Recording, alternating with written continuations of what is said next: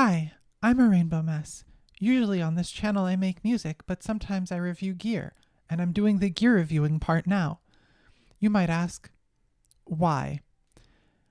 I really liked the Apple ARM laptops, the M1s, and I had an Air M1 for a while. I still own a MacBook Pro M1, but I was annoyed that my non-Mac laptops didn't have the battery life and just the good performance of the M1s. So I tried an ARM laptop. I'll put the review in the description. And it was really weak, but I could see it. And parts of it work really well. So the Snapdragon X Elite and X Plus came out. I sold my framework and I bought a Surface Laptop 7 for a look into one of many possible futures. Is Windows on ARM the future? And is the laptop any good? And will it work for you now? The answers to that are probably yes and maybe not. But let's get into why. So hopefully I do some cool shots so this is pretty. But the Surface Laptop 7 is very similar to the framework that I got rid of, honestly. It's around 3 pounds of weight. The screen's basically the same as the new framework screen, actually, just with touch as well. You can open up the laptop on the bottom by removing 4 detachable feet and unscrewing 4 screws, a process that takes all of 5 minutes. And I'll put a link to a video where you can see that. But there's some obvious differences. The Surface is more repairable than any other major manufacturer laptop, but there isn't any keyboard or screen modularity like you get with the framework. And you can't replace the RAM.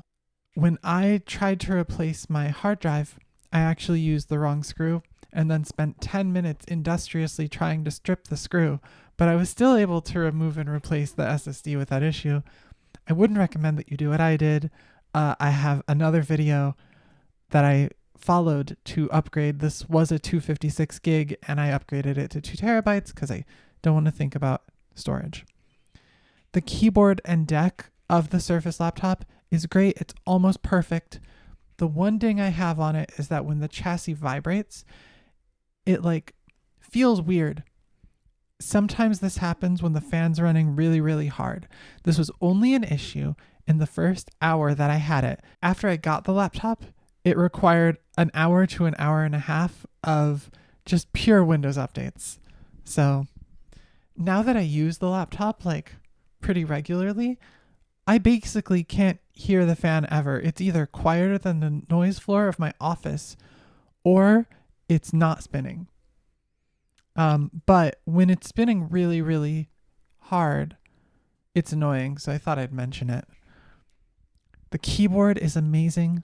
I was worried that I'd rather have the Yoga 7X because I bought this because I don't trust Lenovo's Yoga durability track record, right? I think that laptop is probably amazing. Also, you can get more RAM for much cheaper than the Surface laptop, but I just didn't trust that part. But I actually prefer this keyboard as well, and it's because of the feel of the keys. For the 5 other people who had the Pixelbook Go, this is the closest to that keyboard experience that I've found. It's not really the travel distance that makes it good even. It's the feel of the keys as they go up and down. It feels like it cools almost when you touch it and then when you press it.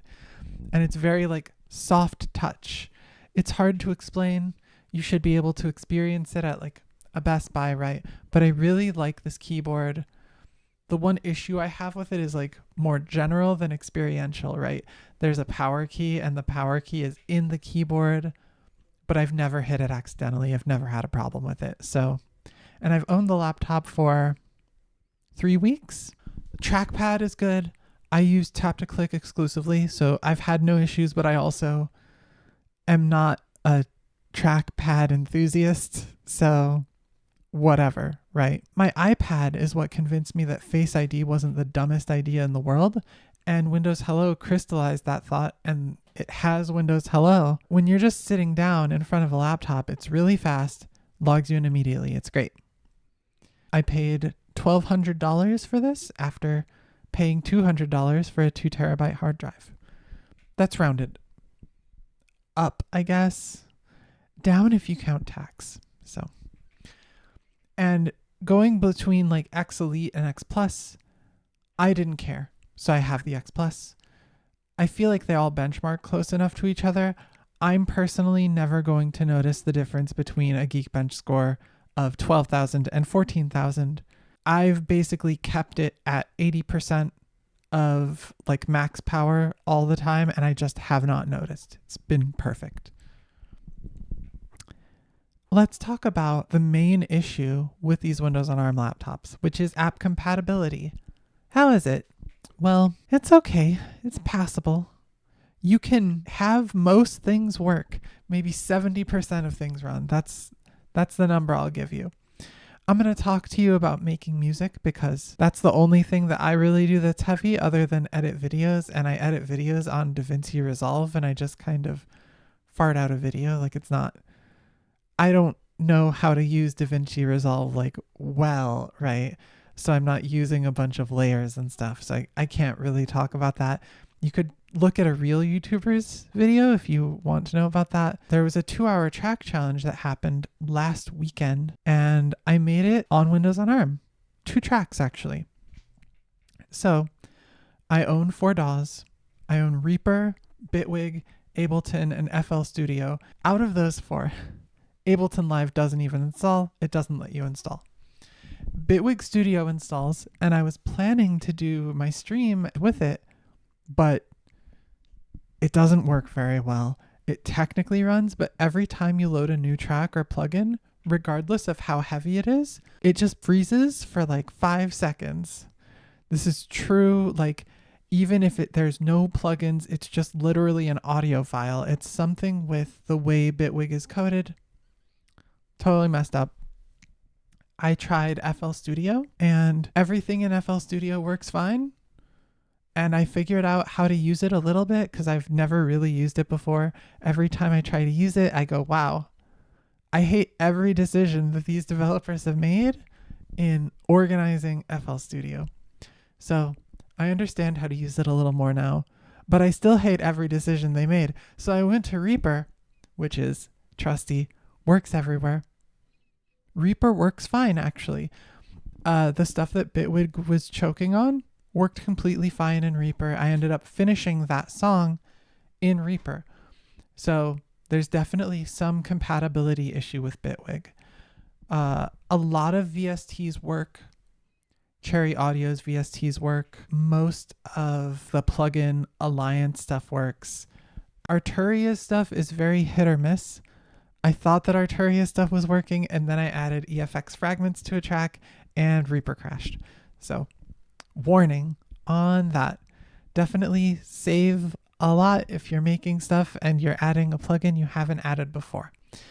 Yuhi's stuff all works. Valhalla's stuff works fine. Clevgrand's plugins don't work, and Aberrant DSP's plugins don't work, which I really like both of those plugin devs, so that sucks. It will depend on the specific plugins that you're looking to run. I would say that you'll probably have better luck with more often used plugins, but obviously not always. Also, League of Legends or any game that uses cheat detection does not work. Discord works. It's a little chuggy, but it works well enough for me. It doesn't work bad enough for me to get frustrated enough to constantly rebuild it in ARM like I did when I was running the M1 MacBook Air. I have some issues with the way that Microsoft has done this, though, because Apple made this cool thing called a universal binary, right?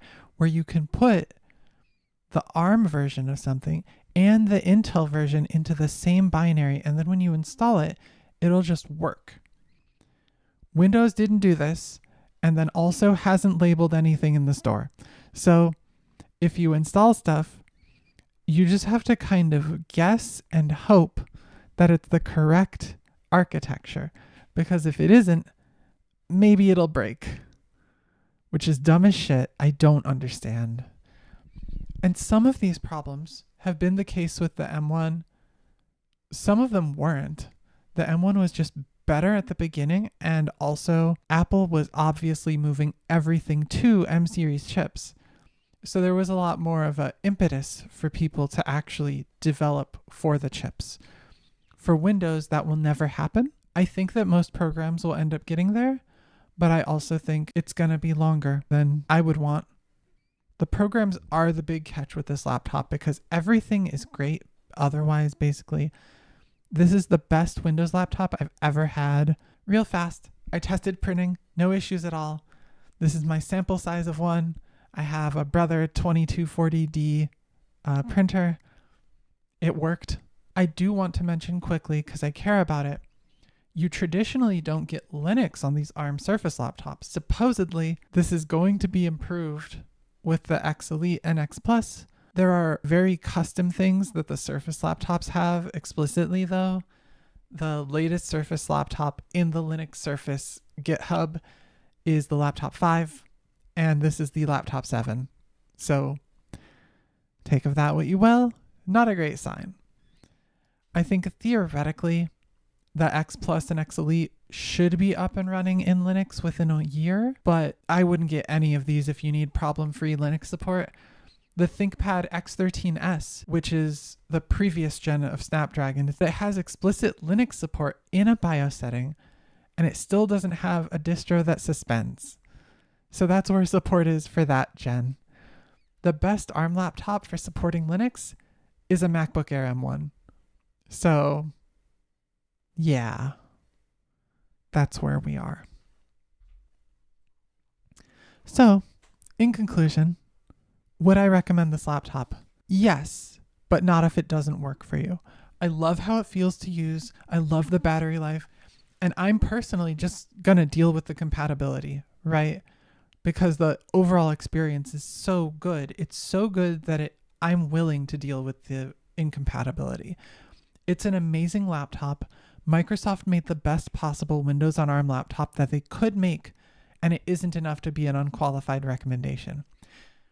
However, that is because Microsoft also made the software, which is just barely good enough to work here.